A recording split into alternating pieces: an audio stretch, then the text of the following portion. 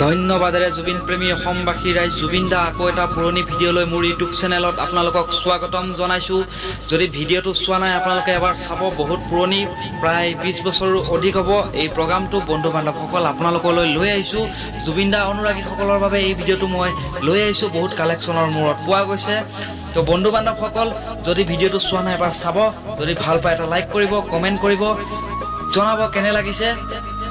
আৰু যদি মোৰ চেনেলটোত প্ৰথমবাৰৰ বাবে আহিছে তেনেহ'লে চেনেলটো ছাবস্ক্ৰাইব কৰি লগতে থকা বেল আইকনটোও বজাই দিব।